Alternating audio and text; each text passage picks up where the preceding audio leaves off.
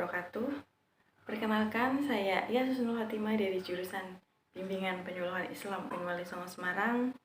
Di sini saya akan sedikit menjelaskan atau memberikan penyuluhan mengenai hak dan kewajiban dari seorang buruh.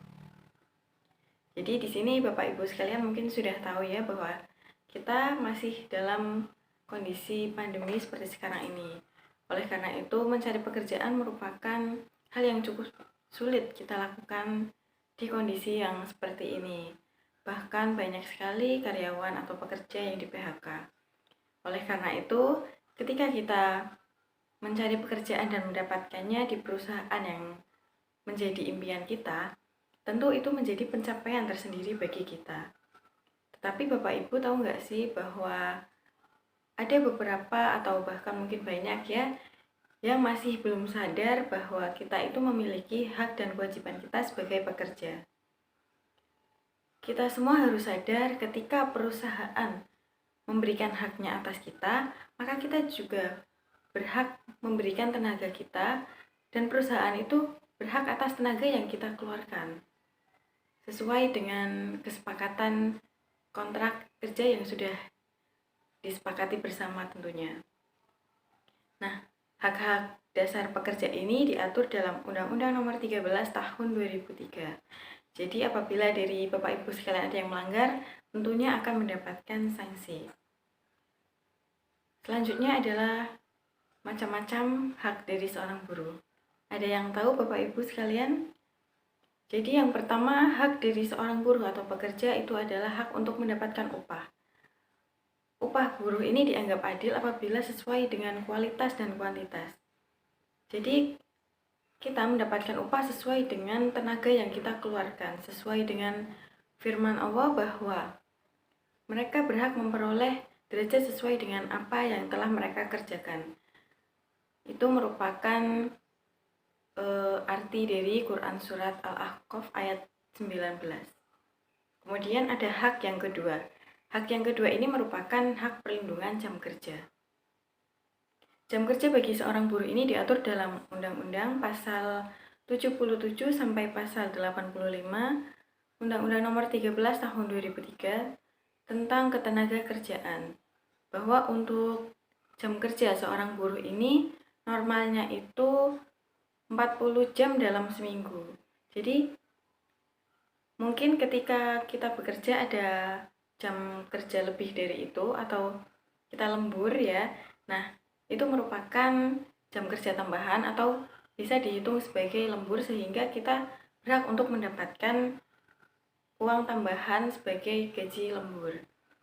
Kemudian selanjutnya adalah hak yang ketiga. Hak yang ketiga ini merupakan hak atas tunjangan. Jadi Bapak Ibu sekalian yang bekerja sebagai buruh ini mendapatkan tunjangan tetap dan tunjangan tidak tetap. Tunjangan tetap ini sifatnya wajib seperti tunjangan hari raya, kemudian tunjangan keluarga, dan tunjangan lainnya yang bersifat tetap ketika Bapak Ibu sekalian ini masih menjadi pekerja di perusahaan tersebut. Kemudian yang kedua ada tunjangan tidak tetap. Jadi tunjangan tidak tetap ini akan Bapak Ibu sekalian dapatkan ketika Bapak Ibu berangkat bekerja. Misalnya ada tunjangan transportasi, kemudian tunjangan makan, dan sebagainya. Jadi ketika Bapak Ibu tidak berangkat bekerja, maka tunjangan ini tidak akan Bapak Ibu dapatkan. Kemudian selanjutnya ada hak yang keempat. Hak yang keempat ini merupakan hak atas jaminan sosial tenaga kerja, yaitu jaminan untuk seseorang atas resiko sosial yang kita dapatkan ketika kita bekerja. Jadi setiap bekerja kan kita memiliki resikonya masing-masing ya. Nah, ketika kita menjadi seorang buruh, maka kita mendapatkan hak atas jaminan sosial tenaga kerja ini. Misalnya ada jaminan pelayanan kesehatan, kemudian jaminan kesehatan reproduksi, ada jaminan untuk hari tua, jaminan perlindungan hukum, dan masih ada beberapa jaminan lainnya. Nah, hak atas jaminan sosial tenaga kerja ini perusahaan berikan untuk laki-laki maupun perempuan sebagai kompensasi hilangnya waktu kita.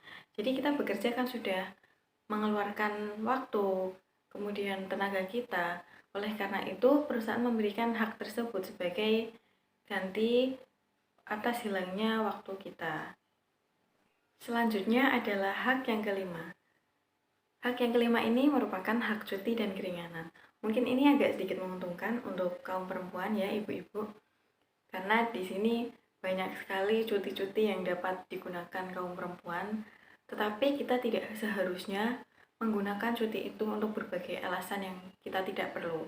Jadi kita harus sadar bahwa kita di sana ini sebagai pekerja, jadi kita harus mengambil cuti sebaik-baiknya. Misalnya ada keperluan yang mendesak, barulah kita mengambil cuti. Kita tidak boleh semena-mena mengambil cuti seenaknya sendiri ya.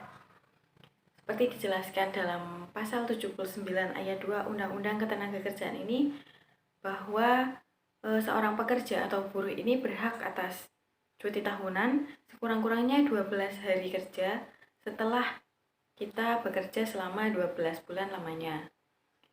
Nah, cuti ini ada cuti nikah, kemudian cuti menstruasi bagi perempuan 1-2 hari, kemudian cuti naik haji itu selama 3 bulan. Kemudian ada cuti bagi perempuan lagi, itu ada cuti hamil selama 3 bulan. Tetapi kembali lagi bahwa kita tidak boleh semena-mena mengambil cuti ketika kita tidak ada keperluan yang mendesak. Karena bagaimanapun kita juga memiliki kewajiban yang harus kita lakukan di perusahaan di mana kita bekerja. Sebagaimana pendapat seorang filsuf bahwa sejatinya ada hukum timbal balik antara hak dan kewajiban. Ketika kita mendapatkan hak-hak kita di perusahaan, maka kita juga perlu melakukan kewajiban kita sebagai seorang pekerja. Nah, kewajiban kita sebagai buruh ini menurut Bakir itu ada beberapa. Yang pertama itu bertanggung jawab atas upah yang diminta sesuai dengan pekerjaan dan kemampuan kita. Jadi ketika kita meminta penghasilan atau meminta bayaran kita kepada atasan itu sesuai dengan tenaga yang kita keluarkan, jadi sesuai dengan kemampuan yang kita miliki. Di awal itu kan biasanya ada kontrak.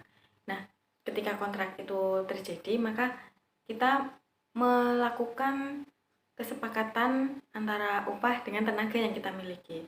Jadi ketika kita mampunya apa, ya kita juga mendapatkan upah sesuai dengan kemampuan yang kita miliki. Kemudian yang kedua adalah kesungguhan dalam melakukan pekerjaan berdasarkan kontrak kerja. Jadi ketika kita sudah melakukan kontrak kerja, maka kita harus melakukan pekerjaan kita dengan sungguh-sungguh.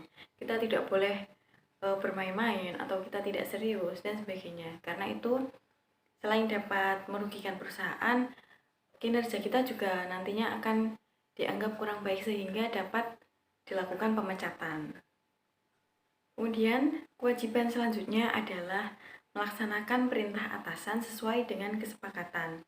Jadi, ketika atasan memberikan perintah kepada kita, kita wajib melaksanakan perintah tersebut selama itu masih hubungan kerja. Jadi, ketika diberikan perintah mengenai pekerjaan, ya kita harus melaksanakan perintah tersebut. Ketika atasan memberikan perintah di luar jalur pekerjaan, nah itu baru kita boleh menolak perintah tersebut. Kemudian kewajiban yang keempat ini ada menjaga dan memelihara perlengkapan maupun peralatan di mana kita bekerja. Kemudian kita juga perlu menjaga atau wajib ya menjaga rahasia ketika kita dalam sebuah pekerjaan. Jadi ketika kita bekerja, kita menjaga rahasia dari atasan kita, menjaga apa yang menjadi rahasia di dalam perusahaan tersebut. Nah, mungkin itu ya Bapak Ibu sekalian, hak dan kewajiban yang perlu kita tahu ketika kita bekerja. Kembali lagi, kita perlu ingat bahwa ketika kita menuntut hak kita, maka kita harus sadar bahwa kita harus melaksanakan kewajiban kita ketika kita bekerja. Sekian dari saya, kurang lebihnya saya mohon maaf. Wassalamualaikum warahmatullahi wabarakatuh.